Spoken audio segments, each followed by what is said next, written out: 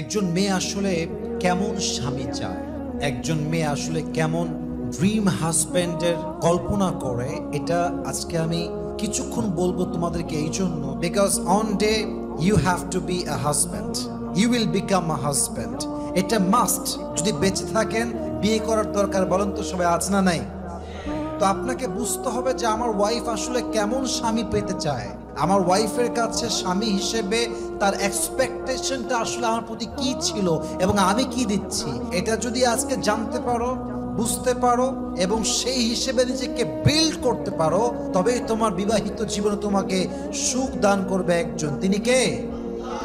একটা কথা অলওয়েজ মাথায় রাখবা, একজন মেয়ে তার হাজবেন্ডের ব্যাপারে অলওয়েজ এটা আশা রাখে, অলওয়েজ একজন মেয়ে এমন স্বামী চায় যে তাকে পাগলের মতো ভালোবাসবে, যে তাকে পাগলের মতো কেয়ার করবে, যে তাকে অলওয়েজ প্রত্যেকটা বাক্যে প্রত্যেকটা কথায় ভালোবাসার প্রকাশ ঘটাবে। কারণ মেয়েদেরকে আল্লাহ তাআলা এমনভাবে ক্রিয়েট করেছেন, এমনভাবে এদের সৃষ্টি হয়েছে যে এরা ভালোবাসার পাগল, এরা ভালোবাসা চায়, এরা ভালোবাসা পেলে পুরো পৃথিবী তোমার জন্য উজাড় করতে প্রস্তুত হয়ে যাবে। ঠিক কিনা বলেন?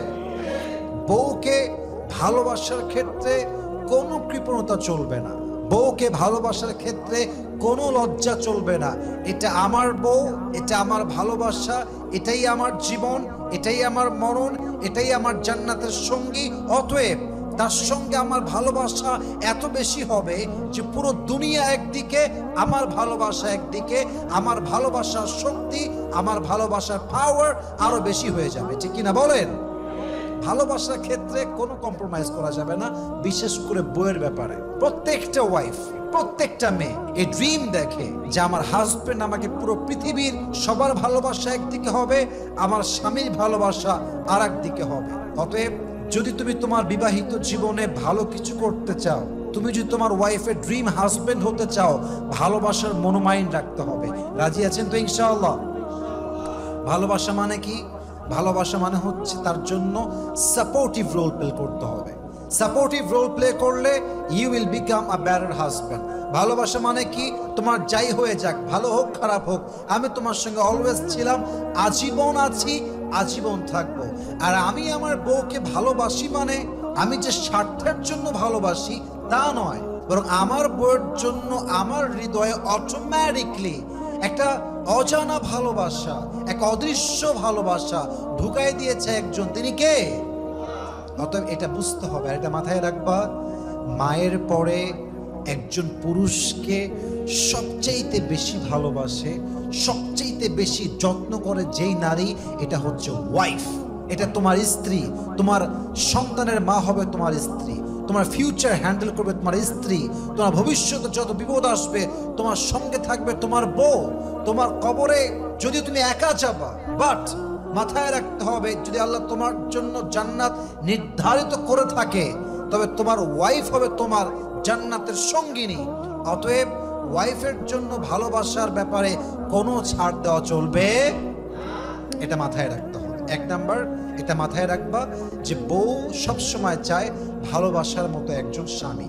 দুই নাম্বার মাথায় রাখবা, একজন মেয়ে অলওয়েজ ড্রিম দেখে তার স্বামীর ব্যাপারে যে আমি একজন এমন যুবককে বিয়ে করব, এমন এক পুরুষের স্ত্রী হব যে পুরুষকে দেখলে আমি আমার মনের শান্তিটা খুঁজে পাবো, যে স্বামীর মধ্যে আমার অস্থির মনটা স্থির হয়ে যাবে, যে স্বামীকে দেখলে আমার চক্ষুটা শীতল হয়ে যাবে, যে স্বামীকে দেখলে আমার মনটা অস্থির থেকে স্থির হয়ে যাবে। মেয়েরা অলওয়েজ এমন কাউকে চায় যে মানুষটা মনের শান্তি দিবে। একজন ওয়াইফকে মনের শান্তি শুধুমাত্র কার্ড দিয়ে দেওয়া যায় না, বড় বাড়ি দিয়ে দেওয়া যায় না। একজন ওয়াইফকে জাস্ট মনের শান্তি আইফোন 16 প্রো ম্যাক্স দিয়ে দেওয়া যায় না। একজন ওয়াইফ মনের প্রশান্তি তখন খুঁজে পায় যখন তার স্বামী তাকে অনেস্টলি, লয়ালটির সাথে, মন থেকে, প্রাণ থেকে ভালোবাসে। ঠিক কিনা বলেন? অতএব অবশ্যই আপনি আপনার ওয়াইফের ব্যাপারে খেয়াল রাখবেন যেন আপনার ওয়াইফ কখনো এটা খেয়াল না করে যে আমার হাজবেন্ডের জন্য আমার মনের অশান্তি তৈরি হচ্ছে, আমার স্থির মনটা অস্থির হচ্ছে। নো নেভার, নো নেভার, কখনো না। এই জন্য মেয়েরা অলওয়েজ ড্রিম দেখে এমন একজন যুবককে যে যুবক তাকে তার মনের শান্তি দিবে। ইভেন একটা কথা মাথায় রাখবেন, মনের শান্তি যার সঙ্গে খুব বেশি পাওয়া যায় তার সঙ্গে সময়টা খুব বেশি একটা পাওয়া যায় না। যাদের সঙ্গে মানুষ মনের শান্তি খুঁজে পায়, টাইম ভালো যায়, দেখলেই কলিজা ঠান্ডা হয়ে যায়, মনটা জোড়ায় যায়, দেখবেন এই মনের শান্তির মানুষগুলো সবার আগে জীবন থেকে হারিয়ে যায়। ঠিক কিনা বলেন?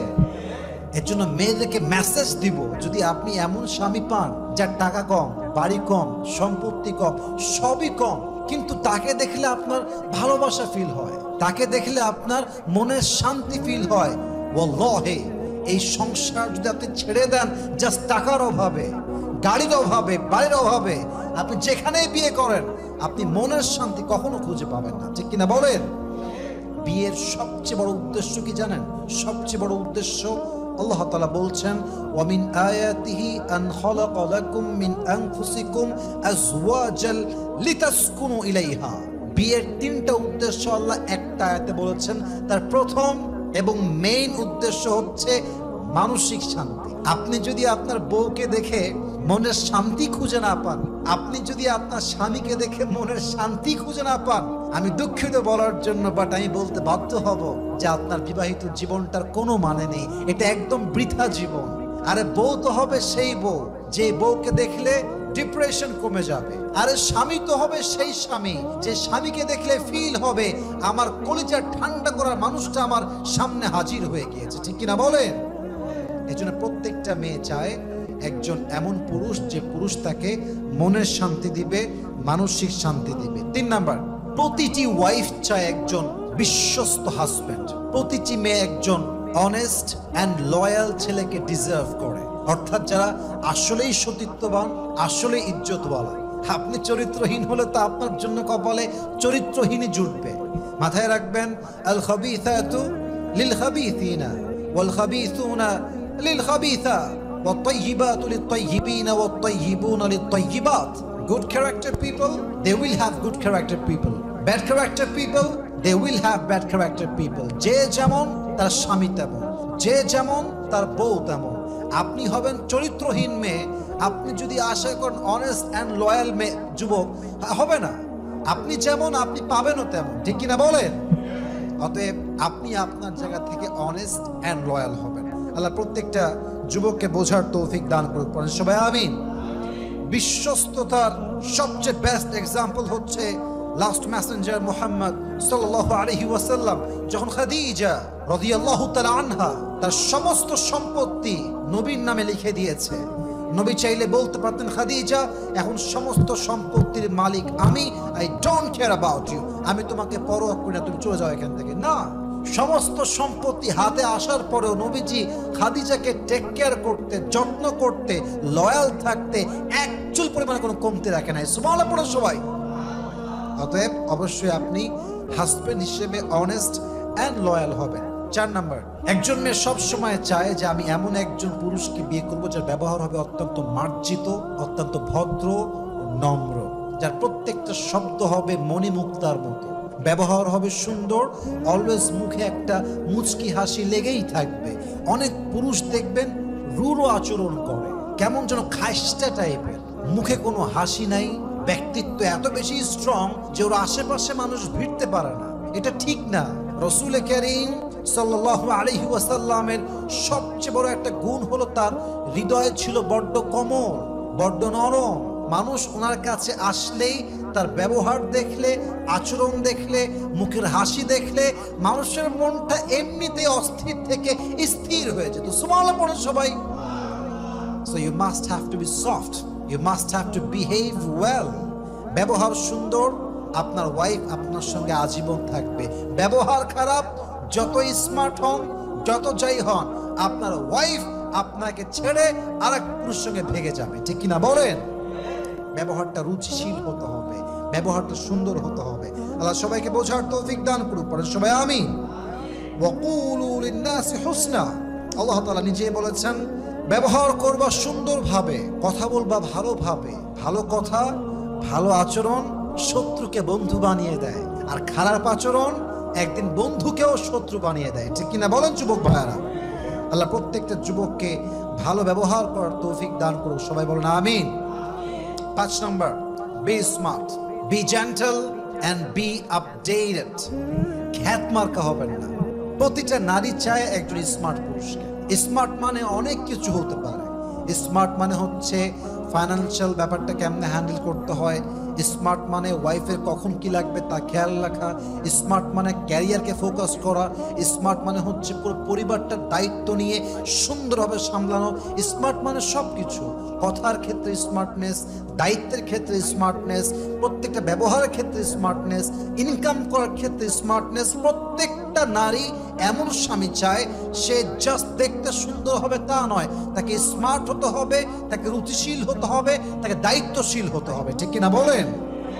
সর্বশেষ একটি পয়েন্ট বলেই আমি শেষ করতে চাই।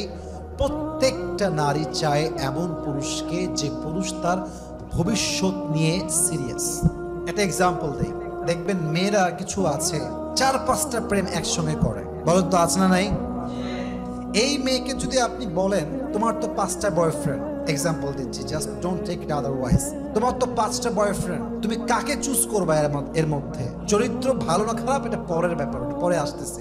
5টা বয়ফ্রেন্ড তুমি কাকে চুজ করবা? দেখবেন মেয়ে প্রেম করুক যার সঙ্গে, ডাজন্ট ম্যাটার, মেয়েটা বিয়ের সময় তাকেই বিয়ে করবে যে তার ভবিষ্যৎ নিয়ে সিরিয়াস, যে ভবিষ্যতে টাকা ইনকাম বেশি করতে পারবে, যার ভেতরে কাজ করার দক্ষতা বেশি, স্মার্টনেস আছে এবং কিছুটা হলেও তার করার আশঙ্কা আছে যে সে জীবনে কিছু করবে। দেখবেন মেয়ে সব কিছু বাদ দিয়ে ওই যুবককে বিয়ে করতে চাইবে। ঠিক কিনা বলে? হ্যাঁ, এটাই বাস্তব। যেমন একজন পুরুষ 4-5টা প্রেম করতে পারে, কিন্তু বিয়ে যখন করবে এসব মেয়েকে বিয়ে করবে না। বিয়ে করবে যে পর্দাশীল, যে নামাজ পড়ে, যে হেজাব নেকাব পরিধান করে। পুরুষ চালাক, কারণ বোঝে এগুলো প্রেমের জন্য ইউজ করা যাবে, জাস্ট বিয়ে হবে না। তো সে বিয়ের সময় খুঁজে খুঁজে দিনদার মেয়ে বিয়ে করে। আর নারীও তেমন, প্রেম করবে যাত্রার সঙ্গে, কিন্তু বিয়ের সময় আসলে টাকাওয়ালা ছাড়া, প্রতিষ্ঠিত যুবক ছাড়া, যে ভবিষ্যৎ নিয়ে সিরিয়াস এমন যুবক ছাড়া কাউকে সে বিয়েই করতে চাবে না। ঠিক কিনা বলেন? কারণ সে জানে প্রেম তো 2 দিন পরে শেষ, বিয়ের জীবন তো 2 দিনে শেষ হয়ে যায় না। এটা পরিবারের বন্ধন, এটা আজীবনের বন্ধন, এটা জান্নাতের বন্ধন। অতএব যদি একজন মেয়ের যদি তুমি ড্রিম হাজবেন্ড হতে চাও, অবশ্যই ক্যারিয়ার নিয়ে ভাববা, ক্যারিয়ারে ফোকাসড হবা, ভবিষ্যৎ নিয়ে সিরিয়াস হবা। রাজি আছো তো ইনশাআল্লাহ? আল্লাহ প্রত্যেকটা যুবককে বিশ্বস্ত হওয়ার তৌফিক দান করুক, পড়েন সবাই আমিন। আল্লাহ প্রত্যেকটা যুবককে যত্নশীল হওয়ার তৌফিক দান করুক, পড়েন আমিন। আল্লাহ প্রত্যেকটা যুবককে বউকে মন থেকে ভালোবাসার তৌফিক দান করুক, পড়েন আমিন। আল্লাহ প্রত্যেকটা যুবকের ব্যবহারকে একদম মিষ্টি ব্যবহার করে দিক, পড়েন সবাই আমিন।